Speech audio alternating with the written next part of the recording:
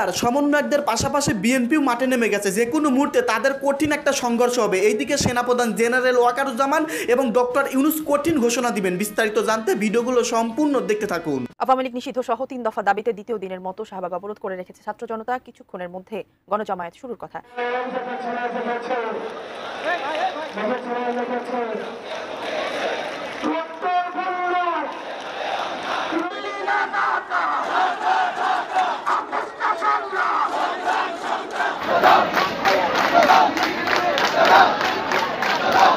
তরুণদের আকৃষ্ট করতে চট্টগ্রামে সমাবেশ করছে বিএনপি।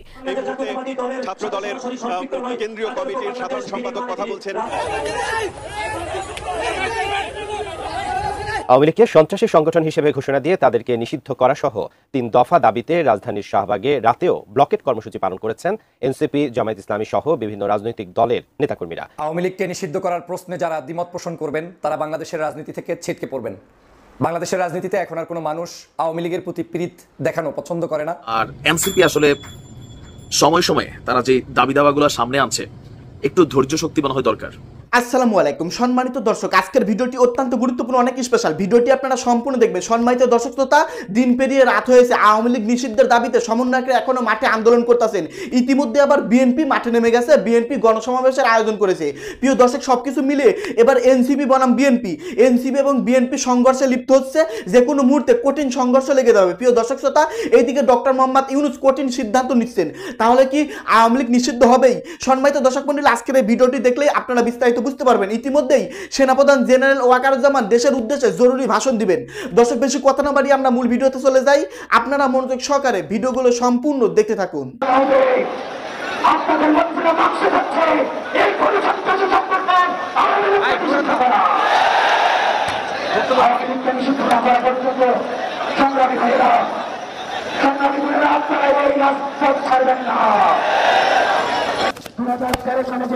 শাহবাগ হয়েছে, এই শাহবাগে প্রেসিডেন্টের প্রদর্শনী শোনা গিয়েছে। আমরা এই শাহবাগ থেকে প্রেসিডেন্টের পতন খালিয়ে আমরা কঠিনে শ্রেষ্ঠের একটা মারব।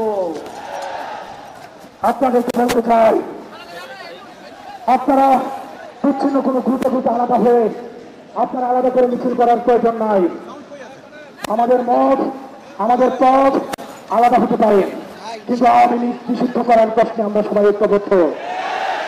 দর্শক, চট্টগ্রামে অনুষ্ঠিত হচ্ছে বিএনপি ছাত্রদল এবং যুব দলের আয়োজনে তারুণ্যের রাজনৈতিক অধিকার প্রতিষ্ঠার সমাবেশ। সেখানকার পরিস্থিতি জানাতে সরাসরি যোগ দিচ্ছেন সহকর্মী সাইফুল রিপন। সাইফুল, সমাবেশে নেতাকর্মীদের সমাগম কেমন দেখছেন? সমাবেশ শুরু হয়েছে কিনা বিস্তারিত জানাবেন। ঠিক 5 মিনিট আগে সমাবেশের মূল যে আনুষ্ঠানিকতা, সেই আনুষ্ঠানিকতা শুরু হয়েছে এবং এর আগে কিন্তু প্রথম পর্বে সাংস্কৃতিক অনুষ্ঠান হয়েছে, যেখানে বিভিন্ন ধরনের দেশাত্মবোধক গান এবং বিভিন্ন গানের মধ্য দিয়ে নেতাকর্মীদের উজ্জীবিত করা হয়েছে। আমি যদি আপনাকে একটু দেখাতে চাই যে বিপুল সংখ্যক নেতাকর্মী কিন্তু তীব্র রোদ এবং গরম উপেক্ষা করে এই চট্টগ্রামের যে পলো গ্রাউন্ডে আজকে বিএনপির 3 অঙ্গ সংগঠন ছাত্রদল, যুবদল এবং স্বেচ্ছাসেবক দলের আয়োজনে যে সমাবেশ, সেই সমাবেশে অংশগ্রহণ করেছে এবং ইতিমধ্যেই এই সমাবেশের আনুষ্ঠানিকতা শুরু হয়েছে এবং বিভিন্ন জায়গা থেকে এই চট্টগ্রাম বিভাগের যে বিভিন্ন জেলাগুলো রয়েছে সেই জেলাগুলো থেকে নেতাকর্মীরা এসেছেন এবং তারা যেটি বলছেন যে গেল 15 বছরে বাংলাদেশের যে তরুণ প্রজন্ম, তাদেরও আজকে অনেক বয়স হয়ে গেছে এবং তারা এত দীর্ঘ সময় প্রায় 15 বছরেও তাদের ভোটাধিকার প্রতিষ্ঠা করতে না পারা, এটি তাদের মধ্যে এক ধরনের ক্ষোভের জন্ম দিয়েছে এবং তারা যেটি বলছেন যে অচিরেই তাদের ভোটাধিকার ফিরিয়ে দেওয়া হবে, এমনটি কিন্তু তারা দাবি করছেন এবং ভোটাধিকার আদায় না হওয়া পর্যন্ত যে কোনো মূল্যে যে কোনো আন্দোলন সংগ্রামে তারা অব্যাহত রাখবে এবং তাদের জীবন উৎসর্গ করবে, এমন কিন্তু দাবি তারা জানাচ্ছে।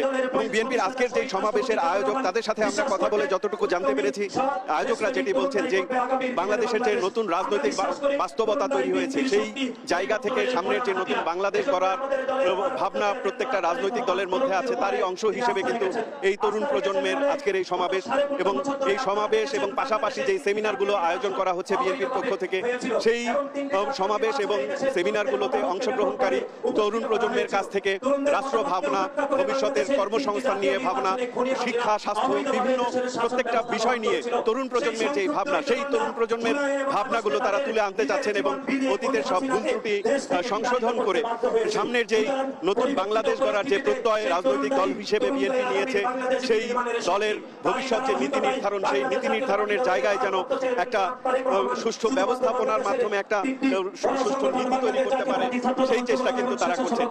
ইতিমধ্যেই কিন্তু এই সমাবেশের আনুষ্ঠানিকতা শুরু হয়েছে। এই মুহূর্তে ছাত্র দলের কেন্দ্রীয় কমিটির সাধারণ সম্পাদক কথা বলছেন এবং আজকের এই সমাবেশে বিএনপি মহাসচিব মির্জা ফখরুল ইসলাম আলমগীর প্রধান অতিথির বক্তব্য রাখবেন। তিনি যদিও এখনো এসে পৌঁছাননি।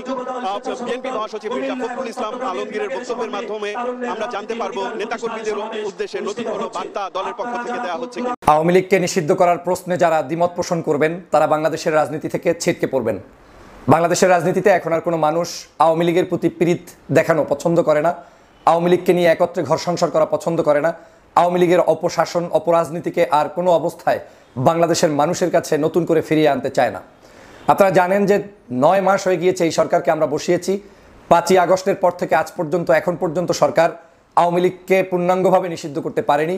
তারা কখনো ছাত্রলীগকে নিষিদ্ধ করার ঘোষণা দেয়, আবার কখনো অন্য যুবলীগ কিংবা স্বেচ্ছাসেবক লীগকে নিষিদ্ধ করার মতো একটি নতুন করে তারা তাদের কর্মসূচি ঘোষণা দিচ্ছে মনে হচ্ছে। কিন্তু যেখানে বাংলাদেশের সবচাইতে নিকৃষ্ট সবচেয়ে খারাপ দিকগুলো হচ্ছে আওয়ামী লীগ, সেই আওয়ামী লীগকে এখন পর্যন্ত নিষিদ্ধ করার কোনো প্রচেষ্টা সরকারি মহলেও নেই এবং কিছু কিছু মহলে আওয়ামী লীগকে নিষিদ্ধ করা নিয়ে বেশ খানিকটা দ্বিমত রয়েছে। আমরা স্পষ্ট বার্তা দিয়ে বলতে চাই, বাংলাদেশের আওয়ামী লীগের ক্ষেত্রে, আওয়ামী লীগ নিষিদ্ধের ক্ষেত্রে বাংলাদেশের সাধারণ জনগণের মানসিকতা মনোভাব কি সেটা এই সরকারের এবং রাজনৈতিক দলগুলোর বুঝে শুনে পথ চলা উচিত। যদি কেউ এই জায়গায় ভুল রান করেন তাহলে আপনি খেলার মাঠ থেকে ছিটকে পড়বেন, কোনো সন্দেহ নেই। বাংলাদেশের সাধারণ মানুষের মনোভাব হচ্ছে আর যাই থাকুক অন্তত আওয়ামী লীগ বাংলাদেশে থাকবে না। আওয়ামী লীগবিহীন বাংলাদেশে আওয়ামী লীগের এই রাজনীতির বাহিরে ভিন্ন যারা আছেন দেশপ্রেমিক তাদের মধ্যে নির্বাচন হবে, সেই নির্বাচনে যারা জয়যুক্ত হবে তারা ক্ষমতায় যাবে, যারা হবে না তারা রাজনীতি করবে, বিরোধী দল থাকবে, দেশের সেবা করবে, কিন্তু আওয়ামী লীগের মতো সংগঠনকে কোনো অবস্থায় বাংলাদেশে ফেরত আনার সুযোগ নেই। আপনারা জানেন ইতিমধ্যেই বাংলাদেশের এই আওয়ামী লীগকে নিষিদ্ধ করার জন্য নতুন করে তোড়জোড় শুরু হয়েছে। হাসনাত আবদুল্লাহর আহ্বানে সাড়া দিয়ে বাংলাদেশের বিভিন্ন দল ধর্ম পেশার মানুষরা ঐক্যবদ্ধভাবে রাজপথে নেমেছে এবং প্রত্যেকেই স্বাধীনভাবে যার যার দল নিয়ে সেখানে উপস্থিত হয়েছে। আমি শুরুতেই ধন্যবাদ জানাই বাংলাদেশের সকল ইসলামপন্থী রাজনৈতিক দলগুলোকে। এজন্য আমি মাঠে ঘুরে এসে একেবারে হলফ করে বলতে পারি এই আওয়ামী লীগ নিষিদ্ধকরণের ক্ষেত্রে বাংলাদেশের এখন পর্যন্ত যারা রাজপথে নেমেছে সর্বগ্রে আছে তারা। সেখানে তাদের ইসলামপন্থী রাজনৈতিক দল জামাত, শিবির, ইসলামী আন্দোলন, চরমনাই, হেফাজতে ইসলাম, পীর, মাশায়েখ, কওমিয়া, আলিয়া, সুন্নিয়া এরকম করে যারাই আছেন এক বাক্যে আওয়ামী বিরোধী প্ল্যাটফর্ম ঐক্যবদ্ধ হয়েছে এবং এরা পূর্ণাঙ্গভাবে এই শাহবাগ থেকে শুরু করে সমগ্র জায়গায় তারা সহযোগিতা করছে। তাহলে এই বাংলাদেশে যারাই আওয়ামী লীগের পুনর্বাসন চাবে এবং সহযোগিতা করবে না তারা কিন্তু আগামীর রাজনীতিতে ছিটকে পড়বে, কোনো সন্দেহ নেই। উপদেষ্টা মণ্ডলীর মধ্য থেকে ডক্টর আসিফ নজরুল সাহেব এক এক সময় এক এক বক্তব্য দিচ্ছেন। আপনার ভিডিওগুলো ভাইরাল হচ্ছে, সেই ভিডিওতে আপনি বলছেন আওয়ামী লীগকে নিষিদ্ধ করার পক্ষে আপনি না, ইনিয়ে বিনিয়ে বিভিন্ন কৌশল দেখানোর চেষ্টা করছেন। ফেসবুকে আপনি পোস্ট করার চেষ্টা করছেন যে এটা একক কোনো সিদ্ধান্ত নয়, এটা আপনার কোনো সিদ্ধান্ত নয়, এটা আপনি চাইলেই পারেন না, এটা আপনার দায়িত্বের মধ্যে পড়ে না, আপনার মন্ত্রণালয় একটা, অন্যদের মন্ত্রণালয় আর একটা। এই সব ভুগিযুগি বাদ দিয়ে জনতার কাতারে আসা উচিত। আপনাদের এই সকল কথা মানুষ বোঝে এবং জানে যে কি মিথ্যাচার আপনারা করছেন। আপনাদেরকে বসানো হয়েছে কিসের জন্য?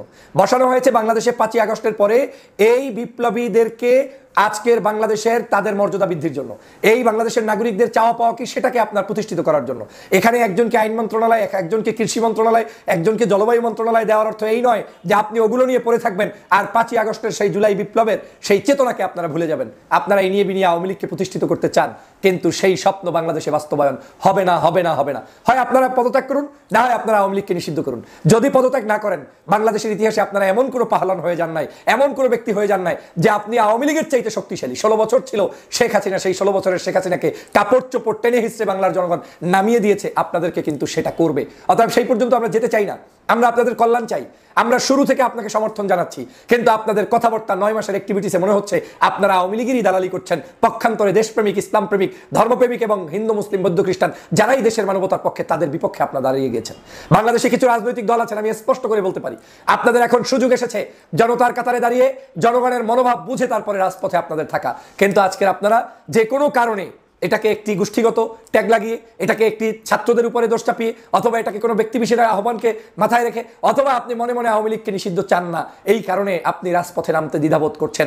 মনে রাখবেন, আপনার রাজনীতিতে কিন্তু পেরেক আপনি নিজেরটা নিজেই মারছেন। স্রোতের বিপরীতে এখন যাবেন না।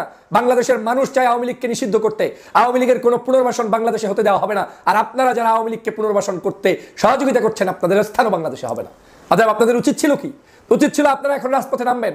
মনে মনে ভাবছেন যে এরকম আওয়ামী লীগকে নিষিদ্ধ না করতে বললেই আমরা মনে হয় বিশেষ কিছু সুযোগ সুবিধা পেয়ে যাবেন। মোটেও নয়। বাংলাদেশের গ্রাফিক্স চেঞ্জ হয়ে গিয়েছে। বাংলাদেশের বর্তমান সময়ের বাস্তবতা ভিন্ন। বাংলাদেশের মানুষ এই 2000 খুনির দল আওয়ামী লীগকে দেখতে চায় না। 50,000 মানুষকে যারা হত্যা করেছে তাদেরকে দেখতে চায় না। বিভিন্ন সময় আপনার কি বলে অসুস্থ করেছে, পঙ্গু করেছে, তাদেরকে কেউ দেখতে চায় না। আজকের এই জুলাই বিপ্লবের সময় 50,000-এর অধিক মানুষকে, হাত নাই, চোখ নাই, মাথা নাই, মানে মুখ নাই, এই পঙ্গুত্ব আপনারা দেখছেন না? আপনাদের চোখে বাজে না যে 2000 মানুষ নাই হয়ে গিয়েছে? এবং গত 16 বছরে বিএনপি, জামাত, হেফাজত, আলেম, ওলামা কত মানুষকে তারা মেরেছে, মামলা দিয়েছে, গুম করেছে। কিচ্ছু কি আপনাদের মাথায় ধরে না? তাহলে আপনারা রাজপথে নামতে ভয় কেন? রাজপথে নেমে আন্দোলন সংগ্রাম সফল করার মধ্য দিয়ে জনতার কাতারে দাঁড়ান। না হয় এই জনগণ আপনাদেরকে কোনোভাবে গ্রহণ করবে না, করবে না, করবে না। আমাদেরকে মনে রাখা উচিত জুলাই বিপ্লব 5ই আগস্ট কিভাবে সংগঠিত হয়েছে। আমি আবারও কেন আলেমদেরকে ধন্যবাদ জানাই। ওই 5 তারিখও এরাই জীবন দিয়েছে, এরাই সংগ্রাম করেছে, এরাই আন্দোলন করেছে, নেতৃত্ব দিয়েছে। কিন্তু আমরা পরক্ষণে কিন্তু তাদেরকে দাড়িওয়ালা, টুপিওয়ালা, ইসলামওয়ালার কারণে ভুলে যাওয়া শুরু করে দিয়েছি। আজও বাংলাদেশে তারাই এখন আওয়ামী লীগের সবচাইতে নিষিদ্ধ যদি কেউ চায়, তাহলে আমি দেখলাম যে তারাই সবচেয়ে বেশি চায়। সমগ্র জায়গায় তাদের লোক বিচরণ করছে, দিন রাত কষ্ট করে যাচ্ছে। অতএব তারা কিন্তু এই দুর্দিনে কষ্ট করছে। আর আসল মোয়াটা খাবেন আপনারা। এই ধরনের কার্যক্রম আপনাদের ঘৃণা লাগবে না? অতএব আসুন এই ফেসিবাদীর দোসর আওয়ামী লীগকে নিষিদ্ধ করি, ফেসিবাদ উৎপাদন কেন্দ্র আওয়ামী লীগকে নিষিদ্ধ করি, শেখ হাসিনার বিচার নিশ্চিত করি এবং সকল হত্যাকাণ্ডের বিচার নিশ্চিত করি। প্রিয় সহযোদ্ধা ভাইরা, আজ যদি সেই কার্যক্রমে আমি সহযোগিতা না করি, তাহলে ইতিহাসের পাতায় একটি কালো অধ্যায় হিসেবে আমাদের নাম লিপিবদ্ধ থাকবে। সেই কালো অধ্যায়ে আমরা নাম লেখাতে চাই না। আমরা চাই ইস্পাত দৃঢ় ঐক্যবদ্ধ হয়ে আবার একটি নতুন বাংলাদেশ গঠন করতে, এবং সে বাংলাদেশটি হবে আওয়ামী লীগের সকল অপতৎপরতা রুখে দিয়ে নতুন বাংলাদেশ। আওয়ামী লীগের সাথে আপনি সুসম্পর্ক রাখবেন, আবার অন্যদিকে বাংলাদেশের উপদেষ্টা পরিষদেও থাকবেন, বাংলাদেশের রাজনীতিও করবেন, সেই সুযোগ নাই। সহজ কথা, ওই সুযোগ আর দেওয়া হবে না। এ বাংলাদেশ নতুন বাংলাদেশে, বাংলাদেশে আওয়ামী লীগ ব্যতীত বাকিরা সবাই মিলে দেশ গঠন করব, কিন্তু আওয়ামী লীগ থাকতে পারবে। সম্মানিত দর্শক, আশা করতেছি ভিডিওগুলো আপনারা সম্পূর্ণ মনোযোগ সহকারে শুনেছেন এবং দেখেছেন। বর্তমান দেশের অবস্থা, বর্তমান দেশের রাজনৈতিক পরিবেশ নিয়ে অত্যন্ত গুরুত্বপূর্ণ প্রতিবেদন আজকের এই ভিডিওতে ছিল। প্রিয় দর্শক মণ্ডলী, এনসিপি আওয়ামী লীগকে নিষিদ্ধের দাবিতে মাঠে আন্দোলন করতেছেন, কিন্তু সরকার এখনো তাদের দাবি মেনে নেয়নি। ইতিমধ্যে আবার বিএনপিও রাজপথে নেমে গেছে। তাহলে কি তাদের সংঘর্ষে লিপ্ত হবে? দর্শক মণ্ডলী, রাজনৈতিক বিশ্লেষকরা বলতেছে তাদের সংঘর্ষ লেগে যেতে পারে যে কোনো মুহূর্তে। যাই হোক দর্শক, এই সম্পর্কে আপনাদের মূল্যবান মন্তব্য ভিডিওর কমেন্টে অবশ্যই লিখে ঝটপট জানিয়ে দিবেন। ভিডিওটি এখানে শেষ করছি। ভিডিওর সঙ্গে সম্পূর্ণ থাকার জন্য আপনাদের সবাইকে অসংখ্য ধন্যবাদ।